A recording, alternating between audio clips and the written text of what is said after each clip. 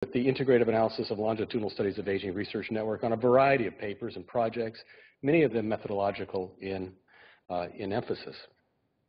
Annie is currently a research associate with the Center for Learning, Research and Innovation in Long-Term Care at the Bruyere Institute and Interdisciplinary School of Health Sciences at the University of Ottawa.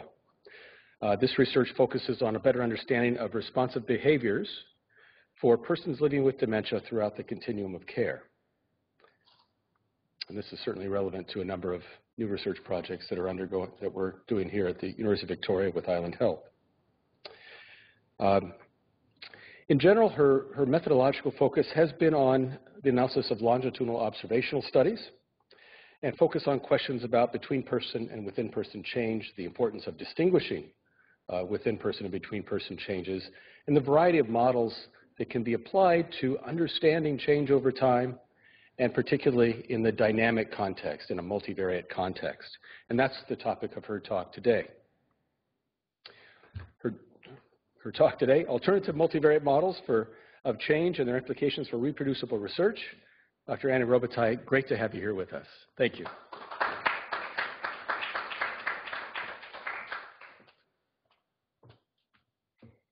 Thanks, Scott, for the nice introduction. As Scott mentioned, I'm Annie Robitaille.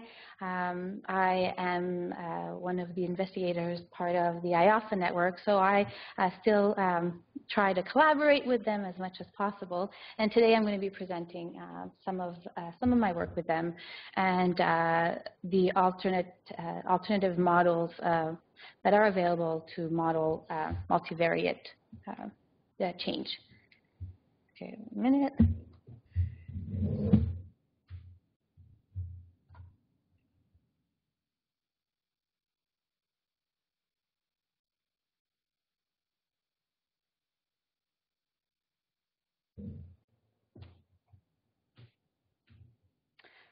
All right, so as we all know, longitudinal data is quite important to study, and even though it's expensive and very time-consuming, it's the only real way that we can examine within-person change and between-person change, between-person differences in certain variables. So, for example, when I mean within-person change, it's how do individuals change over time. So how does an individual change over time? And so, for example, how does memory change as a function of time for each individual? And on the other hand, the between-person differences is how do individuals differ based on, for example, time invariant covariate. So how do individuals differ based on sex or age at baseline? So for example, on average, how do men and women differ on their rate of change in memory?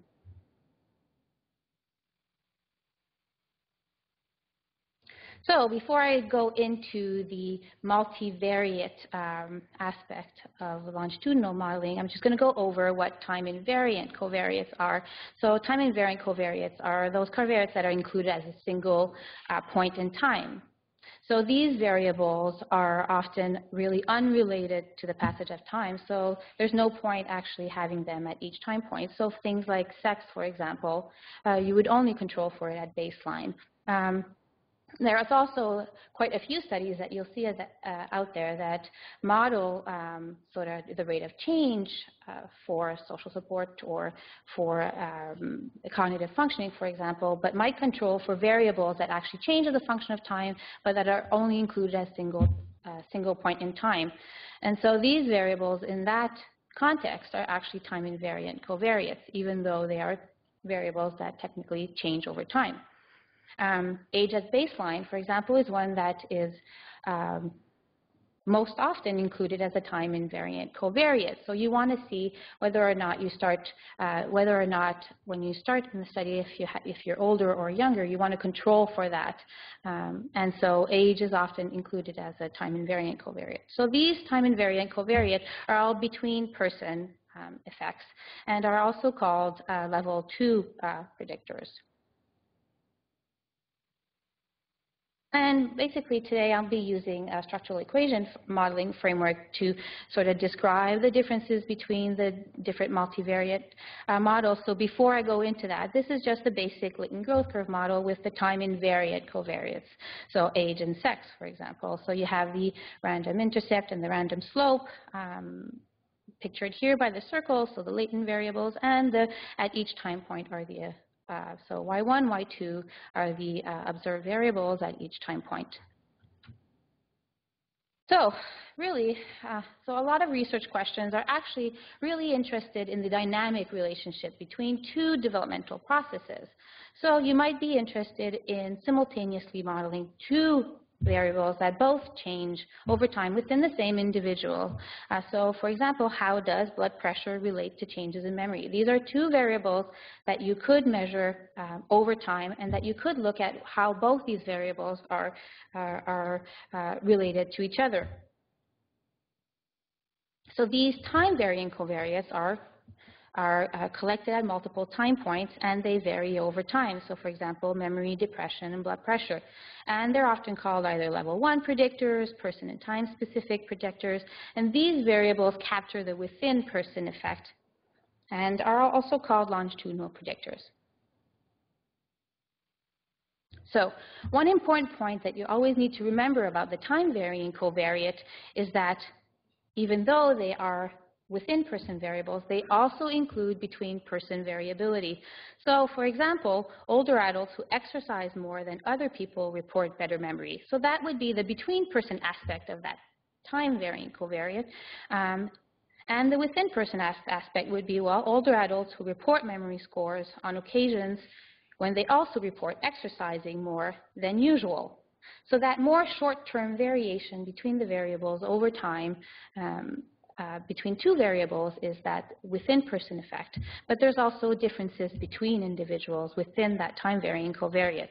And so you might have instances where that relationship is, you might find a between-person effect and no within-person effect, or only so it doesn't have to be that because you have a within-person effect, you have a between-person effect, and you could actually end up finding contradictory findings. So if you do not control for that between-person effect in your time-varying covariate, you might be biasing your results and sort of smushing, as Lisa would say, both the within and the between-person effect together. So always remember that when you're including time-varying covariates, that it's important to make sure that you are sort of removing or decomposing that between-person and that within-person effect. So one way quickly to look at whether or not the level that there's a between-person, the level of between-person variation versus the level of within-person variation is to use the intraclass correlation. So you can run that easily in MPLAS running an empty model, and it actually gives you exactly the value. So you can tell whether or not, let's say, for example, 40% the variation is cross-sectional and 60% is longitudinal. Now, the next step then is, well, if you have two longitudinal variables, then how do you model both these variables simultaneously? And the complexity is that there's quite a few models out there that make it possible to model both of these. And the issue is to make the right decision based on a number of factors. So as I mentioned, there's quite a few different possible specifications, different models are out there, and they're quite complex for some to run. So it makes it difficult for researchers to really choose what's the most appropriate model for my research question specifically, and how am I going to interpret the results. So as mentioned, it depends on the question that you're interested in. So really, is it because you're interested in the effect of a time-varying covariate on an outcome above and beyond that outcome's growth factor? Or is it that you're really interested in how two slopes are correlated together? Or are you more interested in that sort of short-term variation between both variables and how those are related to each other? So in order to illustrate the different models that are available, or some of the models, not all, some of the models that are available to model multivariate change. I'm going to demonstrate using the octotwin data, which is one of the data sets part of the IALSA network, and includes 5 cycles of longitudinal data collected every 2 years. In all, my final analysis included 424 older adults. And the measures I used for this specifically are visual spatial ability and processing speed. And all models were run using M+. Now, I'm demonstrating all of these models using this question specifically, but this question specifically shouldn't be answered by all of these models. Basically, you need to choose the one, and some of those I definitely wouldn't have chosen for that question specifically, but just to illustrate the differences between the models, I'm using the same question every time. So just for those that aren't familiar with cognitive aging or processing speed, basically processing speed is how quickly people can carry out mental processes, and the test that was given is a modified version of the one that is there. And the block design was this one, so they're given a picture and they have to do try to replicate it using the cubes. Now, this would be the first one I'm going to start with discussing. So that's the growth curve model with a time-varying covariate. You can see at the top of the figure that you have your normal latent growth curve model. Now, the additional piece and the interesting piece here is the time-varying covariate that is included at the bottom. So you see the TVC 1, 2, 3, 4, 5. Now, I don't know if you remember, but earlier I mentioned that if you're including a time-varying covariate, that time-varying covariate also has a between-person effect. So that intercept right there is one way to sort of remove that between-person effect and to look at what's the between-person effect of the time-varying covariate on the outcome variable. So this growth curve model with a time-varying covariate could also be referred to as a univariate longitudinal model, given that really you only have a single outcome and your time-varying predictor. And that model, what it can help to answer is, well, you can look at what's the trajectory of your outcome variable. So what is the trajectory of visual spatial ability after I have controlled for the effect of processing speed? So after accounting for processing speed, what I found using the octotwin data was that the average initial score and rate of change for visual spatial ability was non-significant. And in this case, this might be interesting because if you think about the processing speed hypothesis, well, the idea is that as with aging, you see a decline in your speed of processing information, and then that in turn might have an effect on some of the other cognitive functioning outcomes, such as memory or visual spatial ability. So basically, this is showing that after you've accounted for processing speed at each time point, visual spatial ability is no longer significant. So that's one question that can be answered using that model. Now, the next one is that you can actually look at the effect of the TVC, or the time-varying covariate. So in this case, what's the effect of processing speed on visual spatial ability at the between-person level? So do individuals who have, let's say, for example, higher than average processing speed at baseline have higher than average visual spatial ability at baseline? And that's basically what this model also helps you to look at. And in this case, there was. So it seems like processing speed does have an effect on visual spatial ability at the between-person level. Now, another question that can be answered by the time-varying covariate is that what's the effect of processing speed on visual spatial ability above and beyond the growth factors of the visual spatial ability. So after accounting for visual spatial ability, the growth factors, a significant within-person association between processing speed and spatial visual ability was found, such that visual spatial ability was lower on occasions where processing speed was lower than usual. So now this really gives you the more short-term the more short-term relationship between both variables rather than the sort of the trend that we will see in later models. Now, there's other important points that you need to consider before you choose that model over another model. So do you have a good rationale for saying that the TVC, the time varying predictor, is actually predicting the outcome?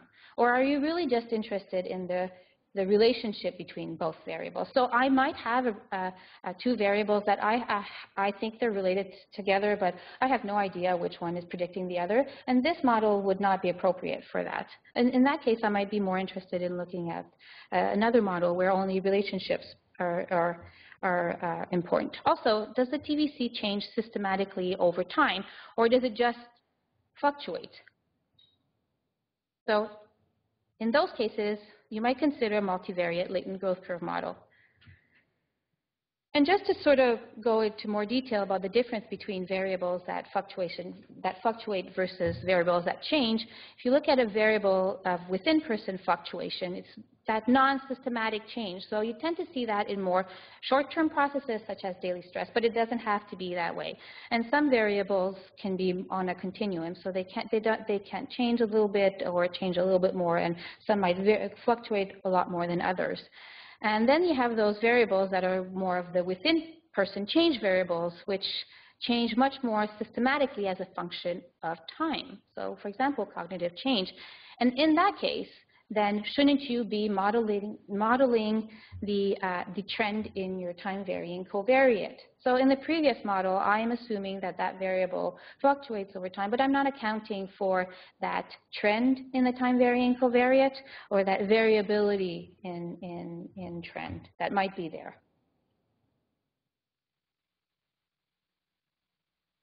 So the univariate latent growth curve model is basically just an extension of the multivariate latent growth curve model. It's just an extension of the univariate model. So you have repeated measures. In the univariate model, you have repeated measures for one outcome. So how does visual spatial ability change as a function of time? Whereas in the multivariate latent growth curve model, the only difference is that you have multiple outcomes that are that for each person across time. So that allows you then to look at the association between both selected developmental processes. So in that case, how, for example, does the trajectory of visual spatial ability related to the trajectory of processing speed? So in the previous model, I really couldn't look at whether or not rate of change in processing speed was related with rate of change in visual spatial ability, because I actually did not model rate of change for the processing speed variable. And this is basically what the model would look like. So it's basically really just two univariate latent growth curve models run simultaneously, and what's the difference is that you now have the additional correlations, so the double-headed arrows that are added between the intercepts and the slopes, and between the occasion-specific residuals at the top. So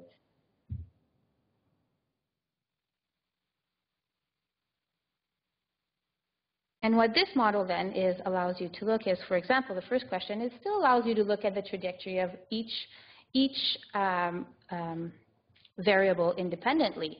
So you can still say what is the average initial level and the rate of change for visual spatial ability, and what is the average initial level and rate of change for processing speed.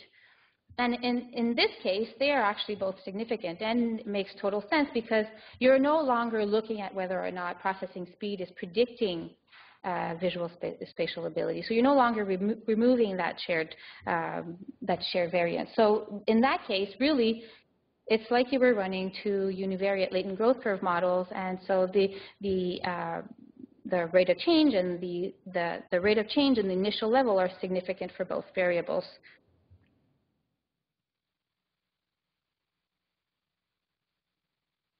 The other thing that you can look at with this model specifically is that you can look at the relationship between the intercepts. So is baseline visual spatial ability related to baseline processing speed? So that's the intercept-intercept relationship. And in this case, it was significant, so that individuals with higher than average processing speed at baseline would also be likely to have higher than average scores on visual spatial ability.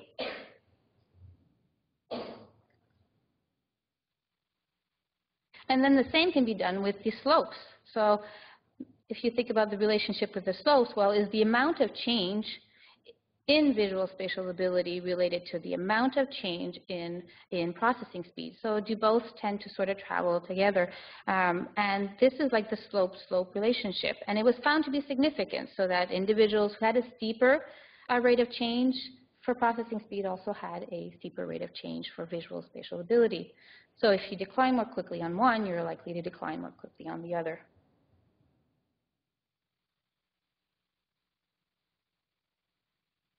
Finally, you can also look at the occasion-specific, the more occasion-specific relationship between both variables. So after controlling for the growth factors of each of these variables, do individuals whose processing speed scores at each occasion deviate the most from their average processing scores also deviate the most from their average visual spatial ability scores at that same occasion?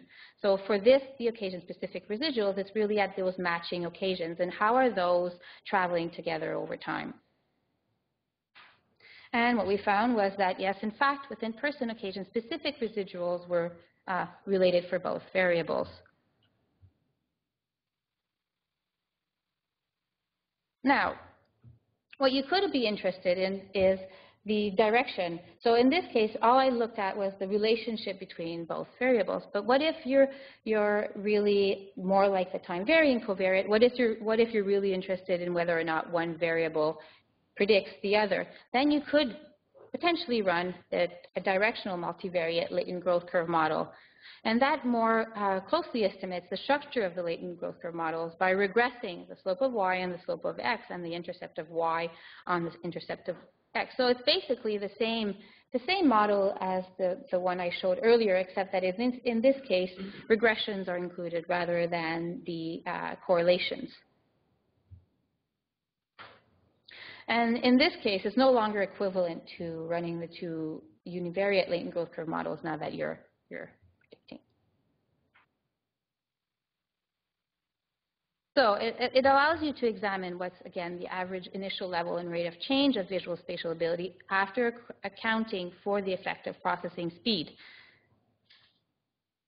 And so again, similarly to the time-varying covariate model, after controlling for the effect of processing speed, the initial level and the rate of change for visual spatial ability is no longer significant.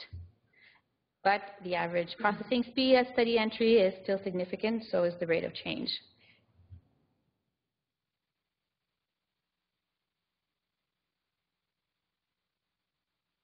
So, and then what we found was that, yes, in fact, the initial level and the rate of change of processing speed is important in predicting the initial level and rate of change of visual spatial ability.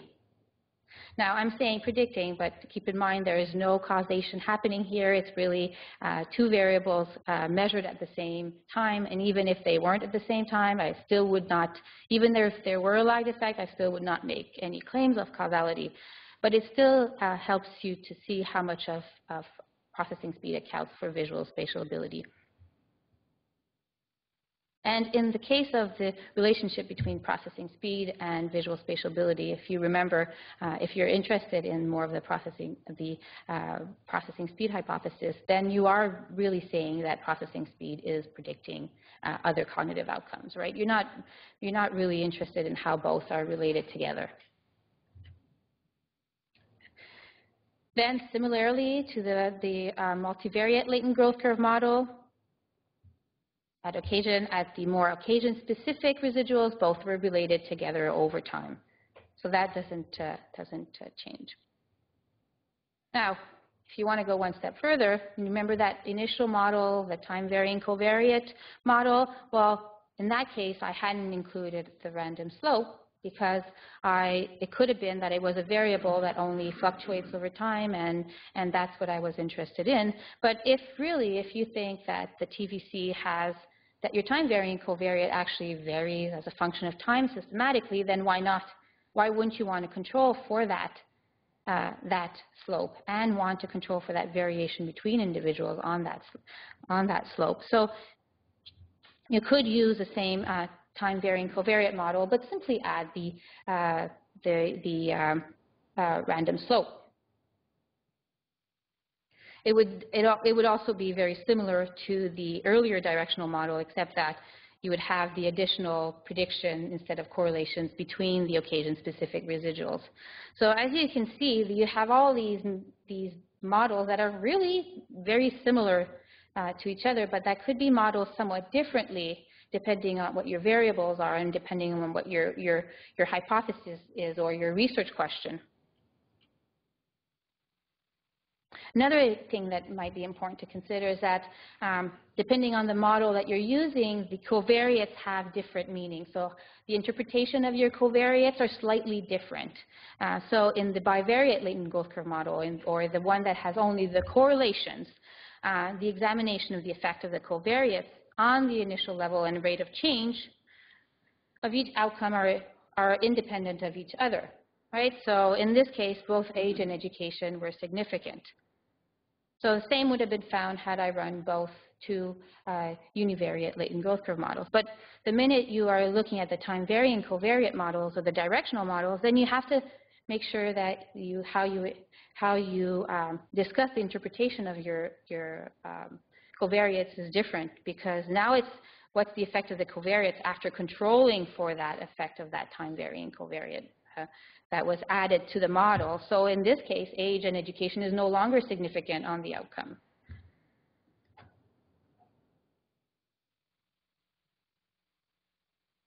So you can see that there's quite a few different models, and those are just some of the models that are out there. And they provide somewhat differences in how you model the trajectories.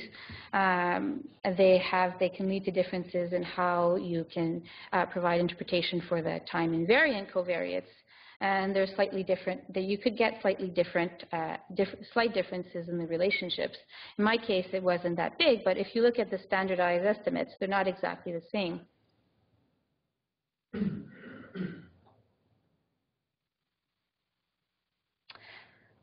There's also quite a few extensions that are possible to these models. So what if I was really interested in multiple time-varying covariates? Well, that's not a problem. Instead of running a number of one TVC model after the other, you might as well include your time-varying covariates simultaneously all at once in one model. And that can easily be done in M+ using the structural equation modeling format. These models can also easily be run using multi-level modeling.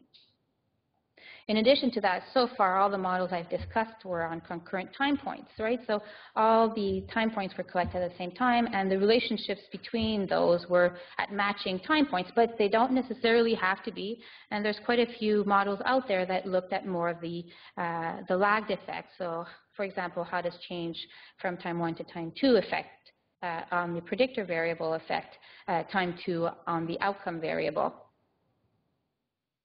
I think one important point to take into account is that in doing so, if you are going to take more of that lagged time approach, that you need to consider what's the time gap between time 1 and time 2, for example. Does it make sense that one predictor would predict, for example, it could be 5 years later, right? So if it does make sense, then great. If it doesn't, then it shouldn't be modeled that way.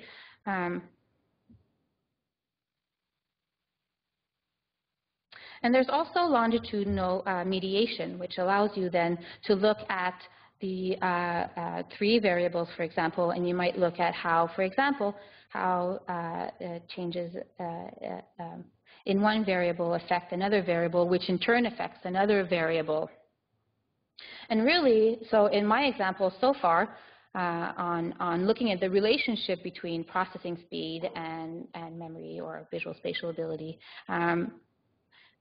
none of these models really fit perfectly with what I was interested in, because I was actually interested in mediation. So how does aging lead to changes in processing speed, which in turn leads to changes in visual spatial ability and a number of other cognitive outcomes. So that other model, again, allows you to look at the between-person and the within-person effect of both, but it also allows you to look at the mediational pathways between both variables.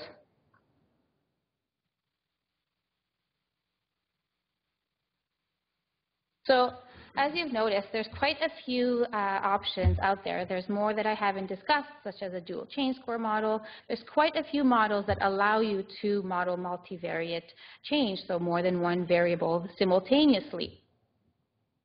And so what IALSA does is that it allows you to collaborate together and to make sure that models are modeled exactly the same, and to see how these can be, how results can be replicated.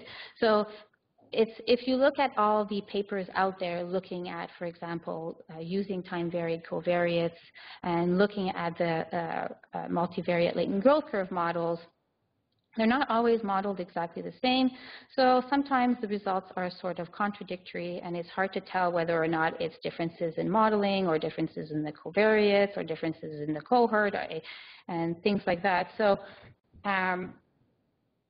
by using studies from the IALSA network, you can more easily share some of the code, make sure that all the models are run exactly the same, and you can look at whether or not the models are replicated. And if results are different from one study to the next, then you know that it's not because of how the model was specified. It might be other factors. So for example, when I showed you the MSCM model in the previous slide, where I looked at the relationship between the effect of aging on processing speed, which in turn affects visual spatial ability and a number of other cognitive outcomes, what I found was that my results were actually different if I used the Octo data versus the LASA data. And the reason for that was specifically because Octo twin data is more age homogeneous. So if I actually used the LASA data and used a smaller, a shorter, a more age homogeneous sample of the LASA data, then I actually replicated the exact same results as I did with the Octo twin data. But had I only run the results on one sample over the other, I might have made some misleading conclusions about what I thought. I might have said, oh, well, for the processing speed hypothesis, it holds for the within-person effect, but not the between-person effect, for example.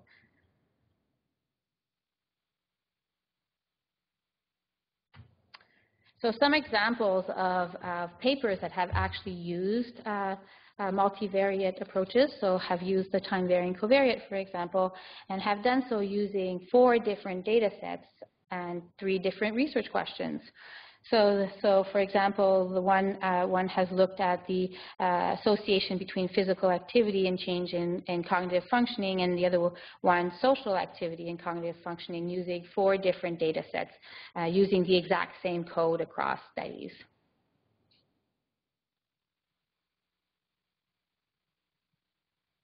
Oh, and here are some fun readings for, here there's a reading week coming up. Here's another slide.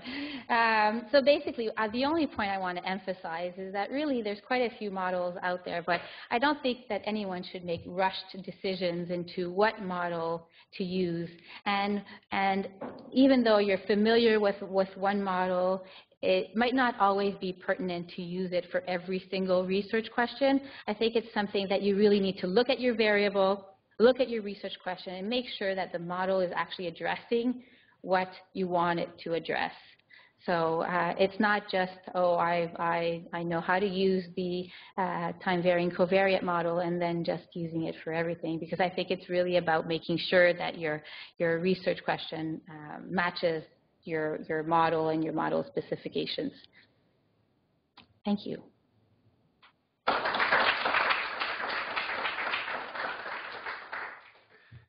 Annie, thanks so much. You have set us up. I mean, this is a really great opportunity for us to have a broader discussion now as well, and covering many of the points that you've just raised.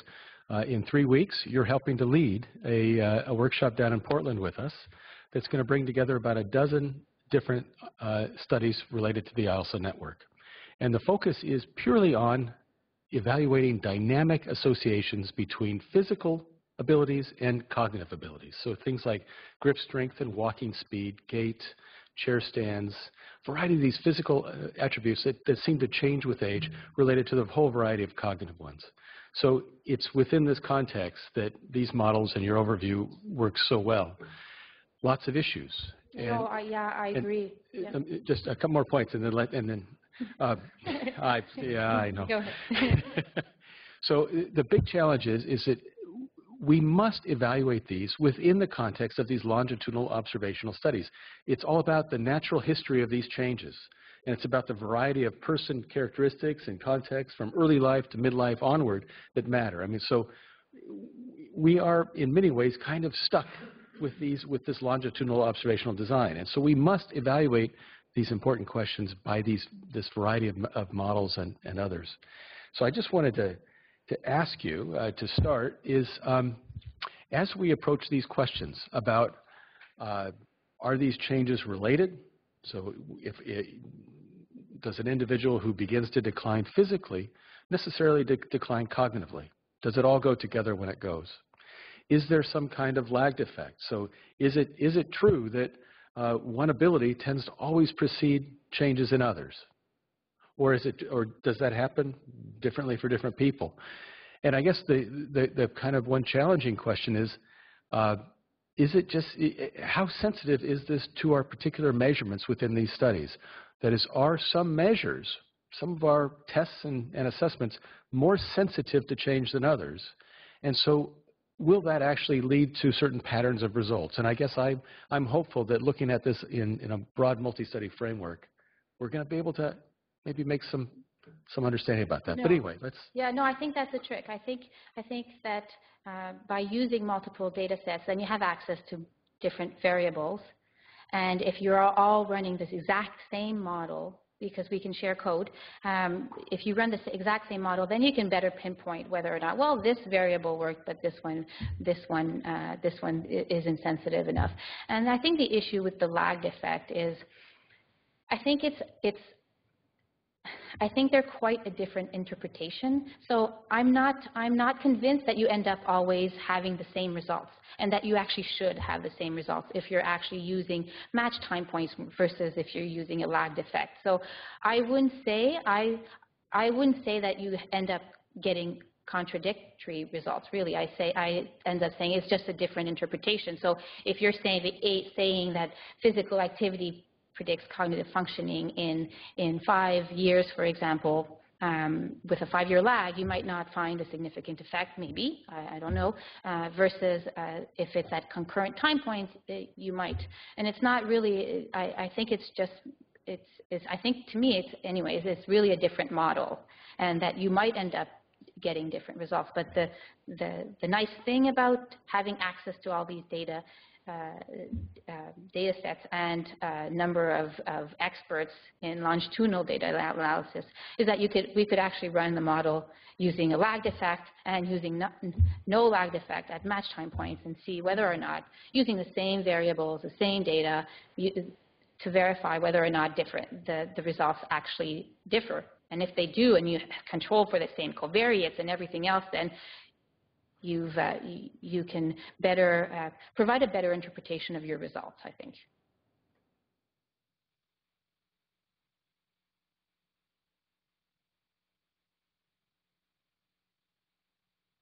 Yes.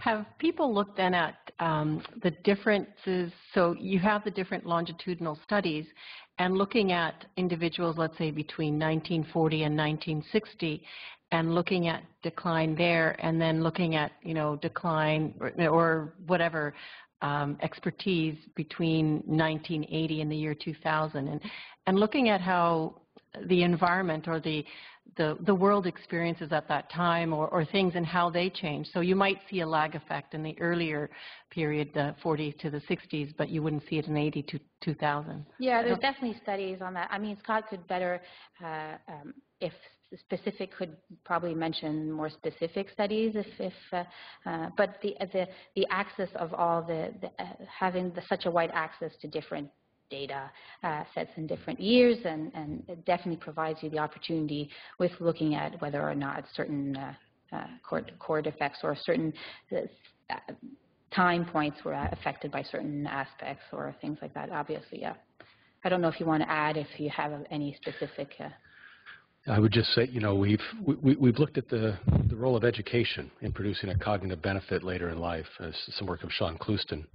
And what we were able to do is look at 39 people born in 39 in the U.S. and then in the 46 and 58 cohorts in the U.K. And if you look across these historical periods, more and more people attained a higher education across these different cohorts. But also more men than women went in the earlier cohorts. So there was a gender difference. And we were able to see how that really played out over time.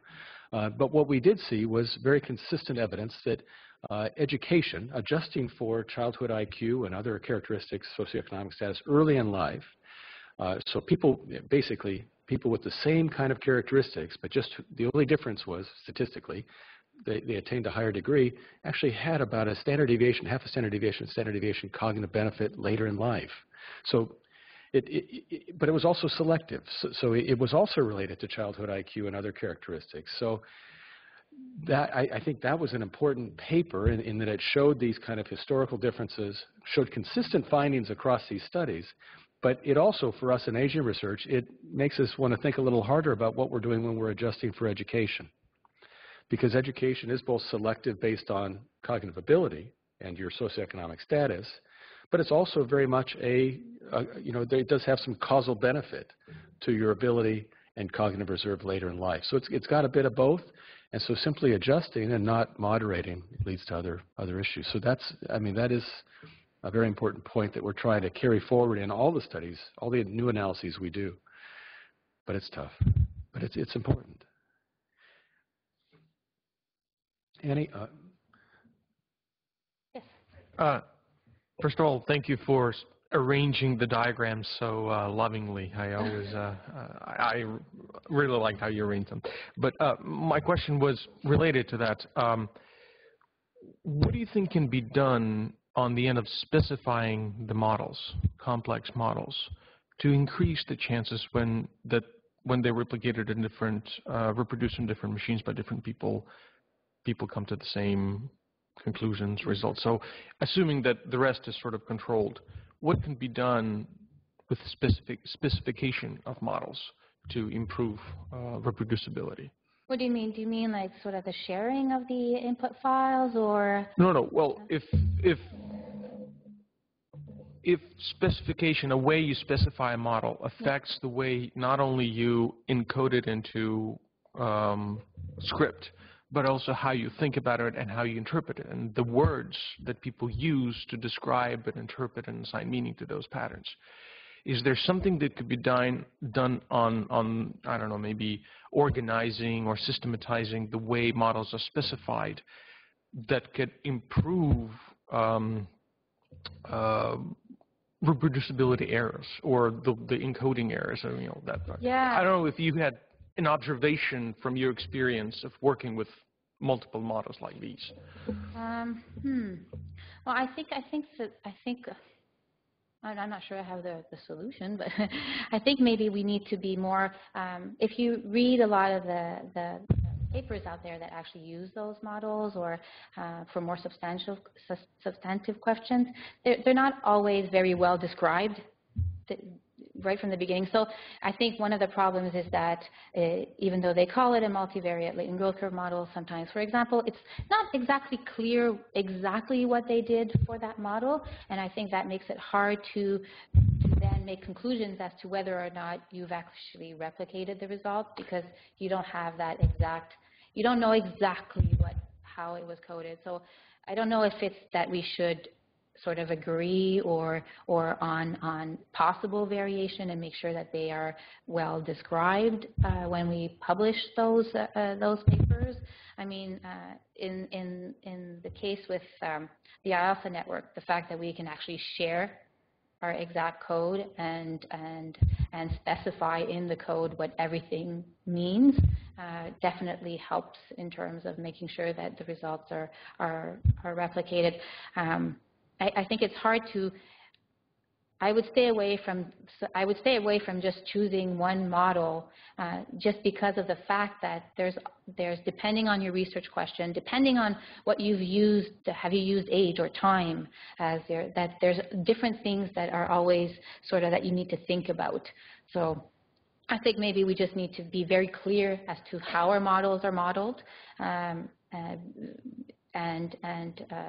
don't know. So the modern or the current system of specifications do not allow for such specificity. So there's no one-to-one translation, right? So if you see how the model is specified, you should be completely certain how it's supposed to be fitted in M+ and what it's supposed to produce. But yet, if there's discrepancy, it means that those specifications are open to interpretation when it comes to estimation. Well, no. Okay. Well, if for example, I have a paper that I see the model in front of me, even and it's very well specified, I should be able to replicate exactly the same thing. And yeah, that should be. I think it's not.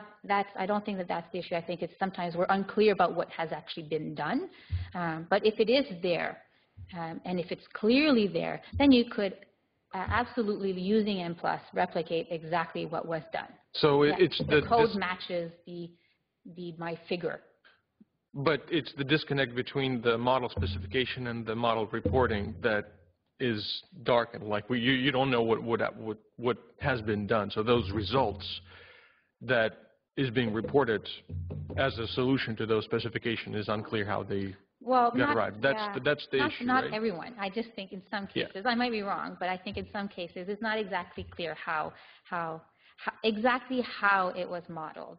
Yes, the specific specifications within that model are not always clear, and that's where some confusion might come up in terms of the interpretation. When you can really replicate one, if you could share your code, if code was always available in publications, that would be the perfect way of doing it. Then we would know exactly how things were specified. This is something that Andre is bringing to us, this idea of reproducible research, the ability to get the exact results that we see in a paper. And we know how to reproduce the results from the data of the time, relative and different from replication, which would be. I hope that I live to see the day when it becomes impolite and indecent to publish a paper without citing the data source and the code that did everything that happened in that paper. I think that should be the standard in academia. It should not be, I mean, I've had requests for code, and I always send the code. So they are available if needed. I just don't. They're not in the publication. And I am sure I am not always very clear in my description as well. So I'm probably also to blame for some discrepancies. Yeah.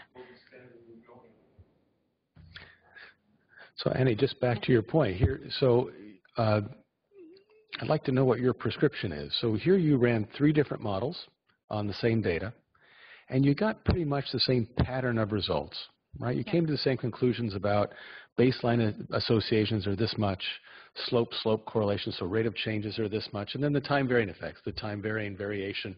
These things travel together over time from time to time. Pretty much the same results.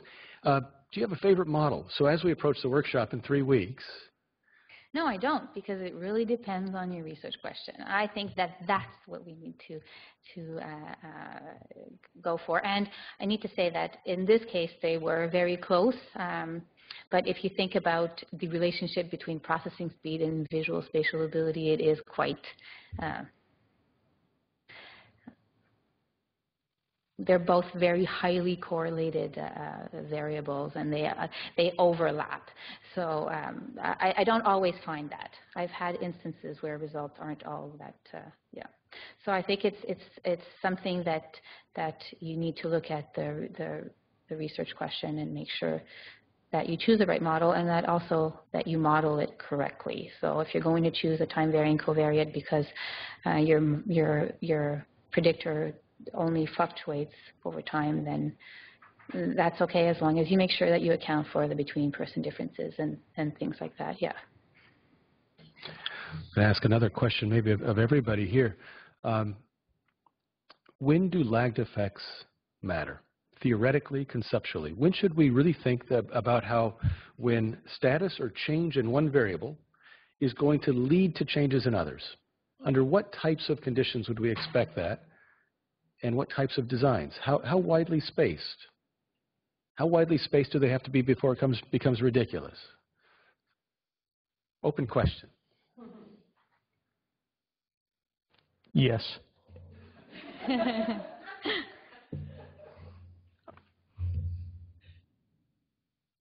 Okay, I don't have an answer to that question, but I have a related question that I'll pile on top.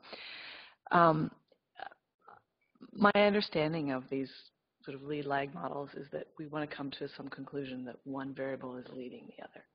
And the decision, in my understanding, because I haven't run these models, is that it's based primarily on statistical significance, or which seems to have a larger effect. And we have to remember that that doesn't mean that this is what's happening for everyone. It really has to do with a sort of a ratio or some proportion, right? Where's the bulk of what's going on? But I'm not sure if that's the question we want to answer. For some people, the association or the direction of action might be the opposite. It's just maybe for fewer people. And so maybe the question that we really want to answer is, for whom does variable A is the leading variable, and for whom is variable B the one that's starting the process? And why are these people different, or what is important to know about those people in terms of going forward in research and understanding how to care for people and that sort of thing? So I wonder if lead lag is sort of, it's only part of the question. I think the question is, for whom is which leading and why? Anyway, just toss that in there. More of the bi-directional, right? That it could be going, yeah.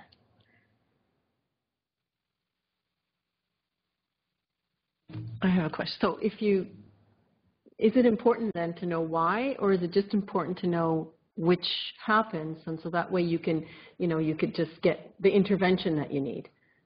So if I'm the recipient, just help me, whichever came first, and then go from there. I mean, this is, I think, a very, very challenging question. It's embodied in this model coming from the ADNI studies, where we have changes in a variety of neuroimaging and biomarkers and behavioral markers, all preceding this kind of cascade of changes over decades that may lead to dementia. So we have these change processes occurring within person, in different people at different ages, likely, but this kind of thing occurring. And so with that kind of model, as it's drawn, it almost sets up that there's a critical period of change for each of these markers, after which that change is kind of done, and then maybe another decade later, we're going to pick up changes in another one in a sequence. And so that throws a wrench in these kinds of models, or the kind of models that would be useful here. But yeah, so I think that's a real challenge. But I also think it's a challenge that we might even put some causal statements. I think you were very clear about that this is not causality. But I mean, is it the case that people whose hair turns gray earlier in life tend to show greater memory decline earlier in life? Yeah, and you can look at that. I mean, these kinds of things, yeah. Yeah. I mean, I just don't think that, I think even if there are lagged effects, they're not necessarily one causing. I think you still have to be cautious in terms of how you're reporting those lagged effects. I still don't think they should be considered causal models, but that's just my opinion.